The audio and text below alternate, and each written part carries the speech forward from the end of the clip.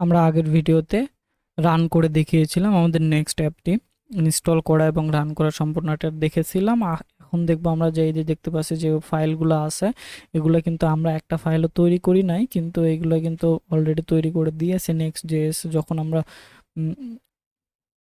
Next অ্যাপটি install করার জন্য কল করেছি তখন কিন্তু অলরেডি এই ফাইল সিস্টেমটা অলরেডি দিয়ে দিয়েছে। তো আমরা এখান থেকে যদি দেখি, তো এখানে নেক্সট নির্দিষ্ট ফাইল আছে, এই ফাইল নিয়ে আমাদের কখনো কোনো চিন্তা করতে হবে না, ভাবতে হবে না। নোড মডিউল, যে নোড মডিউলগুলো ইনস্টল করা আছে, যে প্যাকেজগুলো ইনস্টল করা আছে সম্পূর্ণগুলো কিন্তু এইখানে দেখা যাচ্ছে যে এই ফ্রেমওয়ার্কটি কি কি ইউজ করেছে সেটা হচ্ছে নোড মডিউলে থাকবে।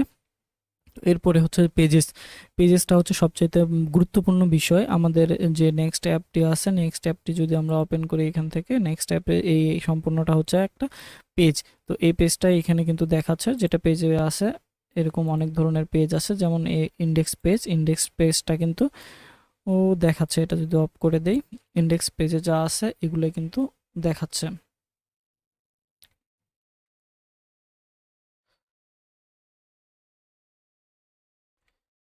বেশি বড় হয়ে গেছে, হ্যাঁ ইন্ডেক্স পেজটা দেখাচ্ছে।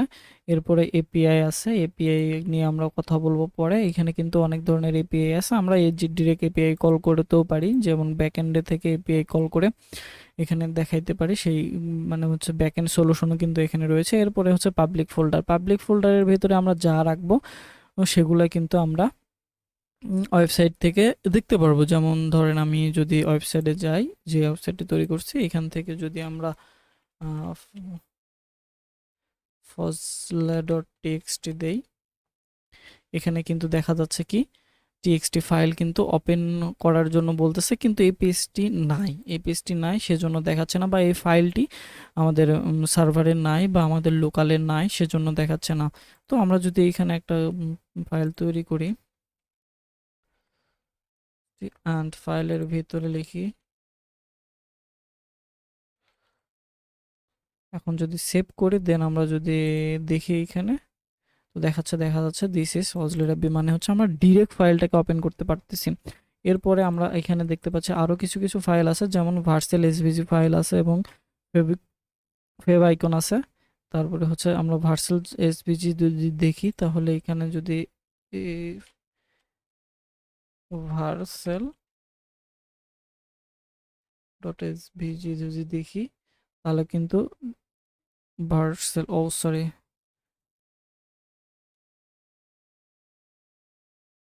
এই যে ভার্সেল লোগোটা কিন্তু দেখাচ্ছে এসভিজি ফাইল, সেটা কিন্তু আমরা ডিরেক্ট এখান থেকে দেখতে পাচ্ছি। মানে পাবলিকের ভিতরে যে যে ফাইলগুলো থাকবে সেগুলো কিন্তু আমরা মানে হচ্ছে যে ইউআরএল দিয়ে কিন্তু অ্যাক্সেস করতে পারতেছি ইজিলি।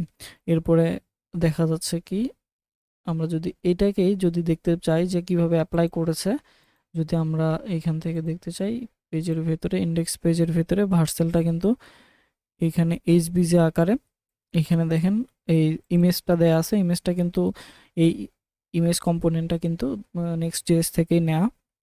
তো এরপরে দেখতে যাচ্ছে পাবলিক দেখলাম, এবং স্টাইল শিটের ভিতরে আমরা দেখতে পাচ্ছি স্টাইলের ভিতরে স্টাইল ফোল্ডারের ভিতরে গ্লোবাল সিএসএস রয়েছে, হোম ডট সিএসএস রয়েছে। এই global CSS, home dot CSS, just CSS গুলা এইখানে আমরা গ্লোবালি লিখতে পারি এবং এইখানে মডিউল আকারেও লিখতে পারি, সম্পূর্ণ আলাদা ফাইলে লেখা আছে। এবং সেগুলা কিন্তু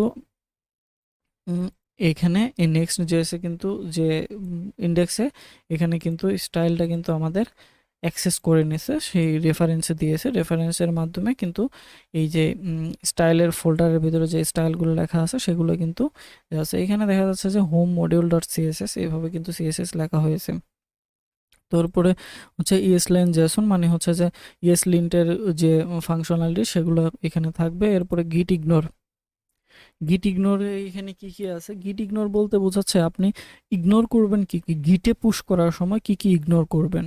মানে হচ্ছে গিটে আপনার কোডগুলোকে রাখার সময় কোন কোন ফাইলগুলো রাখতে চাবেন না বা কোন কোন ফাইলগুলো রাখবেন না, সেগুলো কিন্তু এখানে বলে দেওয়া হবে। যদি বলে দেই যে আমার হচ্ছে যে এই যে স্ল্যাশের পরে যে নোড মডিউলটা আছে, এই নোড মডিউলটা আমরা গিটহাবে পুশ করবো না, সেজন্য আমরা এখানে লিখে দিছি। এটা কিন্তু আমরা লিখি না, এটা হচ্ছে নেক্সট জেএস থেকেই লিখে দেওয়া হয়েছে। তো এই ফাইলগুলো সম্ভবত আমাদের তৈরি হতে পারে। এই জন্য এই ফাইলগুলো অটোমেটিক্যালি যে নেক্সট জেএস ফ্রেমওয়ার্ক সেটা কিন্তু অলরেডি তৈরি করে দিয়েছে যে এই ফাইলগুলো থাকলে এই ফাইলগুলো আমাদের গিটে পুশ হবে না। তো একটা আমাদের যদি এই পুরো ফোল্ডার স্ট্রাকচারের ফাইলের যদি ইয়েটা দেখতে চাই আমরা, তাহলে এখান থেকে যদি আমরা যাই নেক্সট অ্যাপের ক্ষেত্রে, নেক্সটে এই অ্যাপের ক্ষেত্রে এটা যদি পুরোটা দেখি আমাদের ফাইলের সাইজ কত আছে, প্রপার্টিসে যদি যাই তাহলে ফাইলের সাইজ হচ্ছে 137 এমবি। এই নোট মডিউলের সাইজই হচ্ছে, যদি আমরা নোট মডিউলকে এখান থেকে বাদ দিয়ে দেই তাহলে এখন যদি প্রপার্টিস দেখি তাহলে দেখতে পারবো 37 এমবি। এরপরে হচ্ছে যে আরও কিছু ফাইল আছে, এই ফাইলগুলো কিন্তু আমাদের নোট মডিউলের সাথে মানে গিটহাবে পুশ হবে না, সেক্ষেত্রে আমাদের ফাইল সাইজটা অনেকটা ছোট হয়ে যাবে। এই কারণে গিট ইগনোর ফাইলটি দেওয়া হয়েছে। গিট ইগনোর নিয়ে মোটামুটি আপনাদের কনফিউশন দূর হয়ে গেছে। এরপরে হচ্ছে যে নেক্সট কনফিগ, যে কনফিগারেশনগুলো থাকবে এখানে সেগুলো কিন্তু এখানে দেওয়া আছে। এরপরে হচ্ছে package dot JSON. Package dot জেসনে আমরা যে ইন্ডিভিজুয়ালি যে লাইব্রেরিগুলো ইনস্টল করব সেগুলো দেওয়া আছে এবং কী কী ডিপেন্ডেন্সিস আছে সেগুলো কিন্তু এখানে দেখা যায়। এরপরে হচ্ছে রিডমি ফাইল।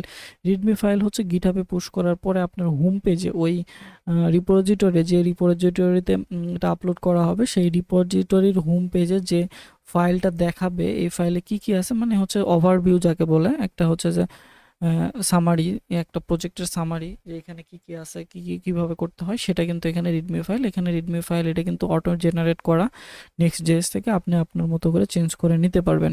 তো চেঞ্জ করে নেওয়ার জন্য আমরা এখানে রিডমি ফাইল লিখতে পারি, অনেক সিস্টেমে লেখা যায়। সবচাইতে সহজ পদ্ধতি হচ্ছে আমরা যদি অনলাইনে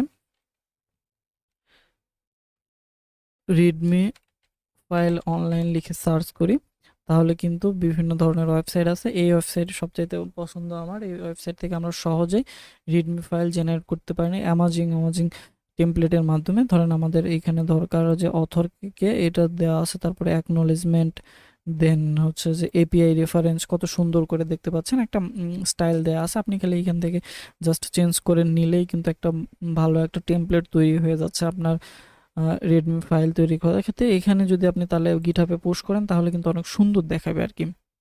দেন ইয়ার্ন লকের ভেতরে কিন্তু অনেক কিছু আছে, এইগুলা হচ্ছে সম্পূর্ণটা হচ্ছে যে নোট মডিউলে যা যা আছে তার রেফারেন্স কিন্তু এখানে দেওয়া হয়েছে, কি কোনটার কত ভার্সন দেখা হয়েছে। এই যে লিনাক্স ARM 6.2 এটা আমাদের ইউজ করা হয়েছে এই প্রজেক্টে, সেক্ষেত্রে এটার ভার্সন কত সেটা দেওয়া আছে। আবার এরকম অনেক কিছু আছে, অনেক কিছু দেওয়া হয়েছে, সেগুলোর ভার্সন কিন্তু এখানে দেওয়া হয়েছে।